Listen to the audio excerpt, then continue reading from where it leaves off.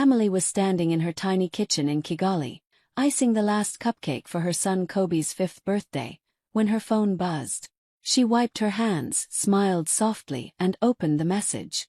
It was from her mother, Zuri. Just one short line, cold and familiar. "We're skipping your kid's birthday. Things are tight." For a moment, Amelie just stared at the screen. Her chest tightened the way it always did whenever her family pushed her aside. She typed back quickly, keeping her tone light. "No problem, Mom."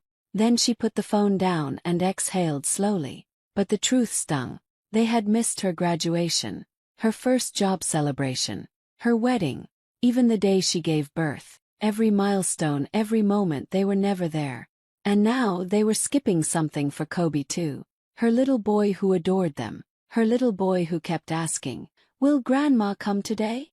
Amelie closed her eyes and forced a smile. She didn't want her sadness to become Kobe's memory. She wanted him to feel joy today, not the emptiness she had grown up with. She took a breath, wiped a tear that slipped down her cheek, and whispered to herself, "It's okay. We'll make it special anyway." Kobe ran in with a balloon bigger than his face, laughing. "Mama, look." Amelie knelt, hugged him tightly and said, "We're going to have the best day ever, just you and me." Inside, her heart was breaking, but she stayed calm. Now, Amelie's childhood was a long lesson in learning how to live without the love she deserved. She was the middle child, the one everyone forgot was there. Her older sister, Nalifa, was treated like a princess. Her younger brother, Timu, was the golden boy who could do no wrong. Their mother, Zuri, showered them with new clothes, birthday trips to Lake Kivu, fancy toys from Kenya. But Amelie? She got leftovers, hand-me-downs, silence. She remembered birthdays where Nalifa would have a big cake, balloons, and cousins invited. Amelie's birthdays were quiet meals at home. No gifts, no celebration, just a quick happy birthday said without looking up. As a little girl, she didn't understand. She tried harder. She tried to be helpful, to be good, to be seen. But her mother's words still echoed in her ears. "Stop asking for attention. You're too much." Even at school events, Zuri would show up cheering loudly for Nalifa's dance performance or Timu's football match. But when it was Amelie's turn, her mother always had something to do. She remembered standing on stage during a school play at age 10, scanning the crowd for her family, and seeing only empty chairs where they were supposed to sit. The pain stayed with her. As she grew older, she hoped things would get better. She told herself, maybe when I'm a teenager. But teenage years brought more hurt. Nalifa would steal her clothes, Timu would mock her for studying too much, and their mother would shrug, saying, "Ignore it, Amelie. You know how you are. Sensitive." When she moved out at 20, she thought adulthood would change everything. Maybe now they would respect her. Maybe now they would treat her equally. But nothing changed. They visited Nalifa's apartment often, brought food for Timu, helped him with rent, sent money for his car repairs. Yet they rarely checked on Amelie. When she needed help after losing her job one year, her mother simply said, "You're grown, figure it out." Even when she had Kobe, she hoped becoming a mother herself would finally make her family see her. But again, no. They came to the hospital 2 days late, stayed for 10 minutes, and left. No gifts for the baby, no excitement, nothing. It was as if they were doing her a favor by showing up at all. Deep down, Amelie kept hoping, kept trying, kept waiting for that one day when her mother would hold her and say, "I love you and I'm proud." But that day never came. And that's why, when the birthday message arrived years later, it didn't surprise her. It just reopened an old wound that had never truly healed. Amelie stood in the middle of her small living room in Nyamirambo, holding a roll of bright yellow ribbon. The place wasn't fancy, just a tiny space with peeling paint and a couch she bought secondhand. But today, she wanted it to feel like a palace for Kobe. It was his 5th birthday, and she wanted him to remember joy, not disappointment. Kobe ran around her feet, trying to blow a balloon but puffing out his cheeks like a baby frog. "Mama, look. It's getting big," he shouted, even though the balloon barely grew. Amelie laughed softly and tied the ribbon to a chair. "You're doing great, my boy. Keep trying." He looked up at her with sparkling eyes. "Grandma will be so happy when she sees all this. And Auntie too." Her smile froze for a second. She knew they weren't coming. She knew the message her mother sent wasn't about money being tight, it was about priorities. And Amelie and her son had never been one of them. But she couldn't let Kobe feel that. So she bent down, gently cupped his face and said, "Yes, baby. They will love how hard we're working." Inside, her heart twisted. She hung the handmade banner they painted together the night before, even though the letters were crooked and smudged with tiny fingerprints. She set the cupcakes on the small table they used as a cake stand. She placed his little gift, a toy car she saved for months to buy, under a paper napkin so he wouldn't see it too early. Every few minutes, Kobe ran to the window to check if anyone was arriving. "Maybe they're stuck in traffic," he said hopefully. "Maybe," Amelie whispered, forcing a smile. She watched him jump around, humming his favorite song, his joy filling every corner of their small home. And she felt a mix of emotions. Love so big it overwhelmed her, and sadness so deep it almost swallowed her. But she kept decorating. She kept smiling. She kept making the day beautiful. She knew she couldn't control who showed up, but she could control what her son remembered, that his mother tried, that his mother showed up for him every single day, that his birthday was filled with laughter, not disappointment. So Amelie lifted him into her arms, spun him around as balloons floated past them and said, "Today is your day, Kobe. And we're going to make it perfect, even if it was just the two of them." Amelie placed the small chocolate cake on the table, lit the 5 tiny candles, and turned to call Kobe. He was standing a few feet away, bouncing excitedly, clapping his hands. "Mama, can I blow them out now?" he asked, practically shaking with joy. Wait, let me take a picture first," she said, reaching for her phone. But before she could open the camera, her screen lit up with a notification. A message from Nalifa. She frowned, confused. Maybe they changed their mind. Maybe they're on their way. For half a second, her heart tried to hope. Amelie opened the message. Her entire body went still. Photo after photo filled the screen, bright, colorful, full of smiles. Her family was sitting at Serena Lakeside Resort, one of the most expensive places in the city. A long, shiny table covered in plates of roasted lamb, grilled fish, fruit platters, sparkling drinks, and desserts that cost more than her whole day's budget. In the first photo, her mother Zuri was laughing, holding a glass of juice, wearing a new dress Amelie had never seen. In the second, Nalifa and Tiamu were posing with champagne, making peace signs, showing off the luxurious buffet behind them. In the third, all of them were doing a group selfie, smiling so big, looking so happy. And below the last photo was the caption, "Family Day. We deserve a break." Amelie felt her stomach drop. Tight. Her mother had said, "Things are tight." Her sister had said the same. Her whole life they had fed her excuses, reasons, lies. But here they were, eating food she couldn't afford even for a treat. Drinking champagne, taking photos, enjoying a family day that didn't include her or her son. She stared at the pictures, her breath stuck in her throat. Kobe tugged her dress gently. "Mama, can we blow the candles now?" Amelie looked down at him, his innocent face glowing from the candles. She forced a smile, even though her eyes were burning. "Yes, baby," she whispered. "Come here." But inside, everything shattered. The message wasn't just a message. It was a reminder. A truth she kept avoiding. They didn't forget her. They didn't struggle. They didn't care. They lied. Again. Without shame. Amelie wiped the tears before they could fall. She picked Kobe up, kissed his forehead, and said softly to herself, "Never again." Amelie stood there with the cake knife in her hand long after Kobe blew out the candles. His laughter filled the room, echoing against the walls of their tiny home, but her mind was somewhere else. Stuck on those photos, on the truth she could no longer pretend not to see. Her phone was still on the table, screen glowing with the images of her smiling family. The family day caption felt like a punch she didn't see coming. She didn't open the message again. She didn't delete it either. She just stared at it, the pain slowly hardening inside her. Normally, she would type a polite message. "Okay, no problem. Hope you're all having fun. Maybe next time." But today she didn't type anything. She didn't argue. She didn't complain. She didn't ask why. She simply locked the phone and placed it face down. Kobe jumped into her arms, frosting on his cheeks. Mama, I made a wish. Do you want to know it? Amelie kissed the top of his head and held him close. Keep it a secret, my love. Wishes work better that way. He giggled and ran off to play with his new toy car. The moment he left the room, the smile on her face dropped. Her shoulders slumped. A quiet tear finally escaped, not from fresh pain, but from years of carrying the same wound. She walked to the window and watched the street outside. Children were playing. Neighbors were laughing. Life was going on. And for the first time, Amelie felt something shift inside her, a small but powerful spark. She whispered into the silence.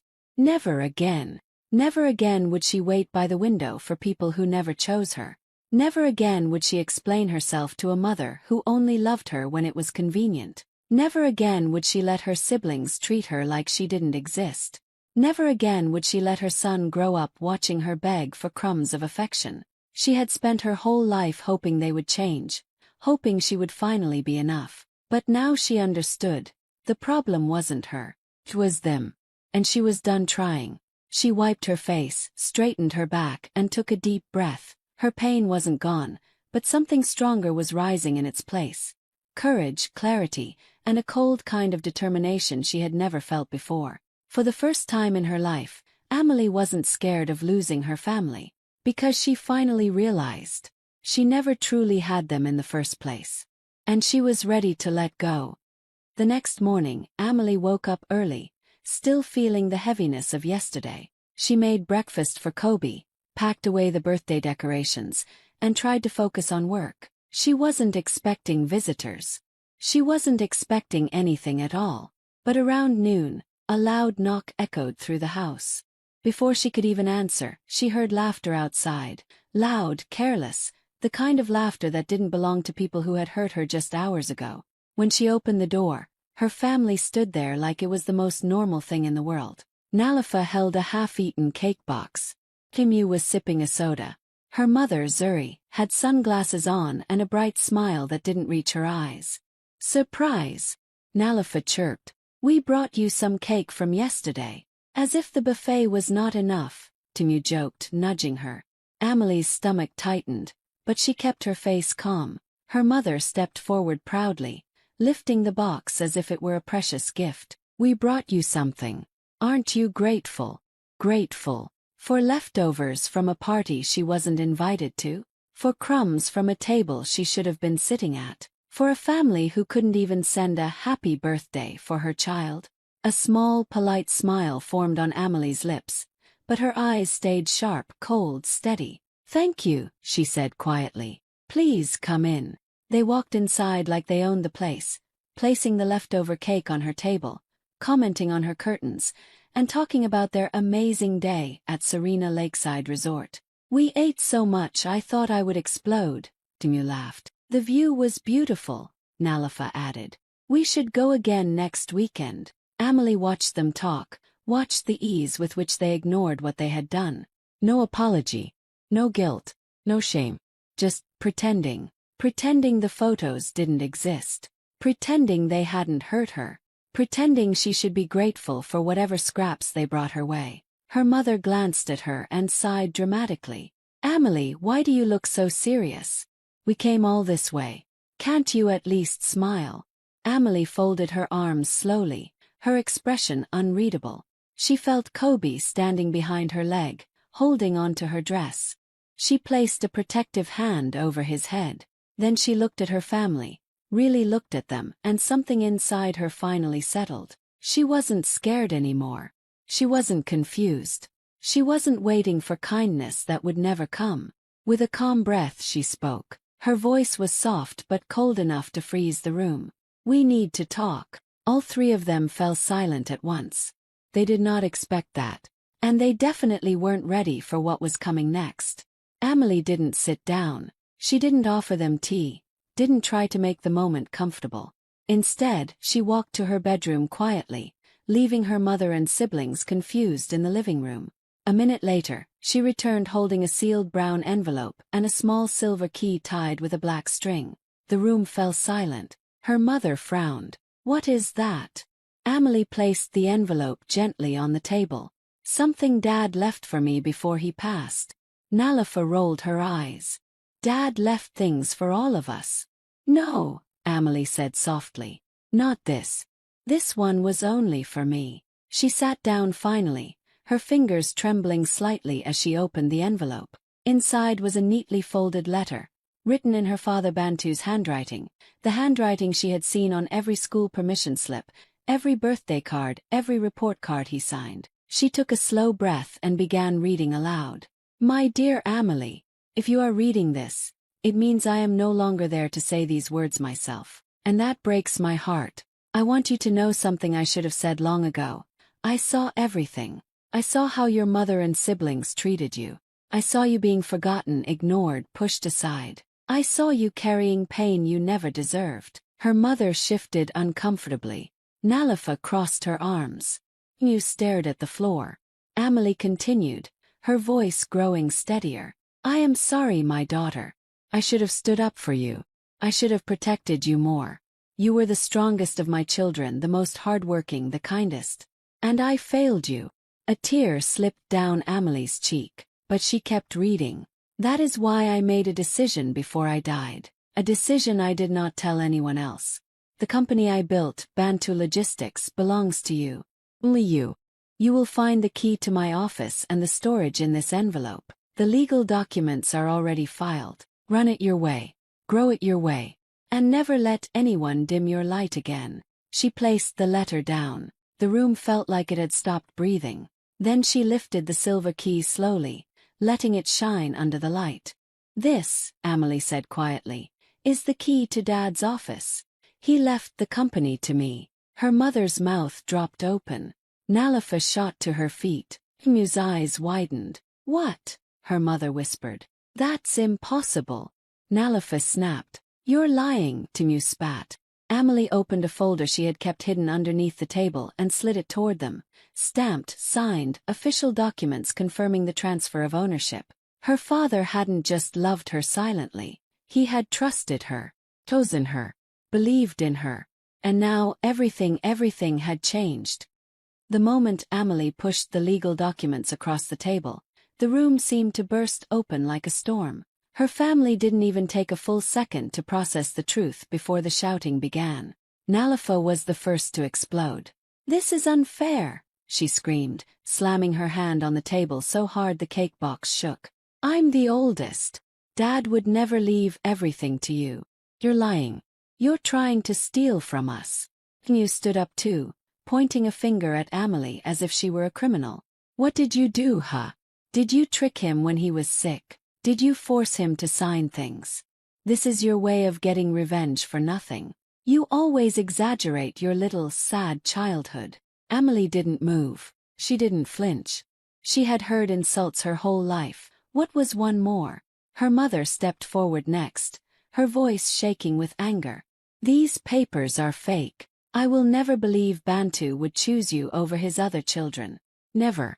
He loved this family, and you are trying to tear it apart." Amelie looked up slowly, her expression unreadable. "He did love this family. That's why he left the company with someone who would actually work, not destroy."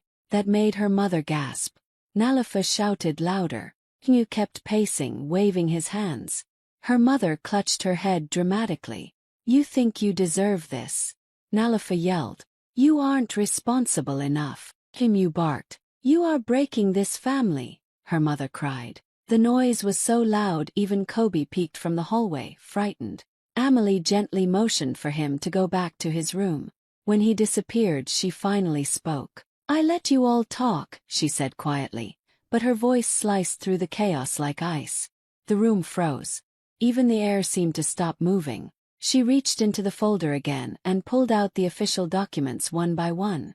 The notarized will, the asset transfer form, the ownership certificate, her father's signed letter, the lawyer's verification. She placed them neatly on the table, turning each page so they could read clearly. "Nothing here is fake," Amelie said calmly. Dad chose me. And this is the proof. Her mother's face went pale. Nalafa stared at the papers, her mouth opening and closing but no sound coming out. Hugh sank back onto the couch, stunned into silence. The screaming ended. The accusations faded. All the noise vanished. For the first time in her life, Amelie's family had nothing left to say. The truth sat between them, undeniable, unshakable and final. And Amelie stood on the other side of it, stronger than she had ever been. Amelie looked at the three faces in front of her, faces she had spent her whole life trying to please, trying to understand, trying to love even when it hurt. But now all she felt was clarity, a deep, steady calm that she had never known before. Her mother was still frozen, staring at the documents.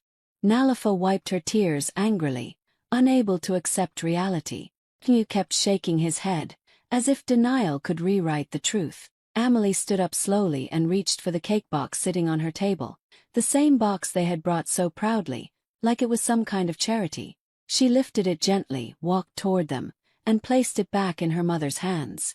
"I don't want this," she said quietly. Her mother blinked. "What?" Amelie finally looked each of them in the eyes, one by one. "You skipped my child's birthday," she said, her voice steady and painfully clear. "You skipped me my whole life. Now," she took a deep breath, "now I'm skipping you."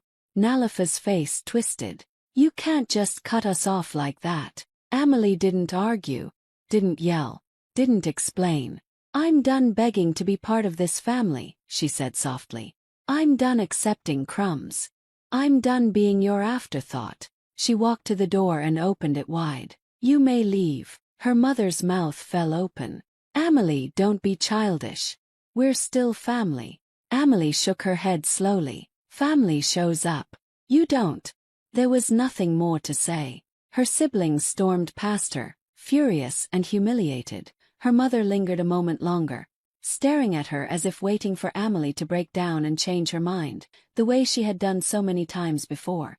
But Amelie didn't break. She didn't cry. She didn't bend. She simply nodded toward the door. "Goodbye, Mama." And for the first time ever, her mother had no power over her. The moment the door shut behind them, something inside Amelie unlocked, something that had been trapped for years. A heavy weight lifted off her chest, leaving her standing taller, breathing easier. She leaned her forehead against the door for a moment, letting the silence wrap around her like a warm blanket. It didn't feel empty, felt peaceful. A small hand tugged on her dress. She turned around and saw Kobe looking up at her with big, worried eyes. "Mommy, are we okay?" he whispered. Amelie scooped him into her arms and held him close, kissing his cheek. "We're more than okay," she said softly, smiling through fresh tears. But this time they were tears of relief. "We're finally free."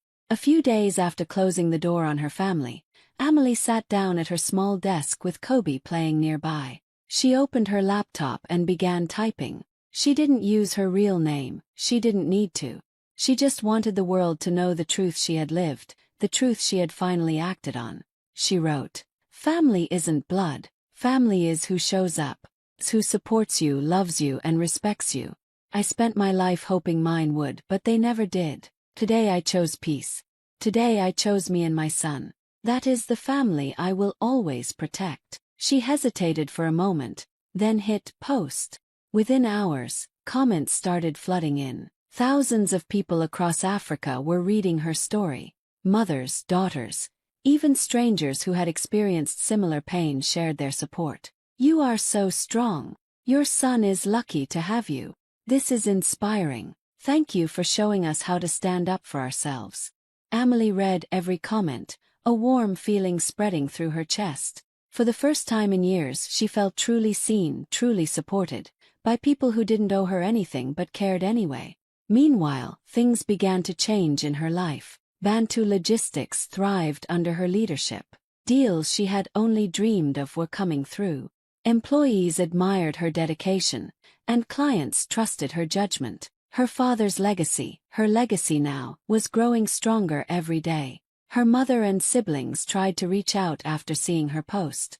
Calls, messages, even letters. But Amelie didn't respond. She wasn't angry anymore. She simply didn't need the chaos they brought. She chose peace, not pain. Instead, she focused on Kobe. She filled their home with laughter, learning, and love. Birthdays were celebrated with care and joy.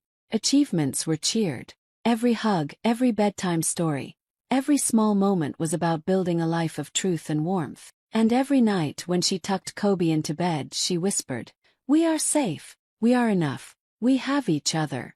Emily had finally learned the most important lesson. Family isn't the people who abandon you. It's the people who stand by you. And in that truth, she found freedom, strength, and a life full of love, for herself and for her son.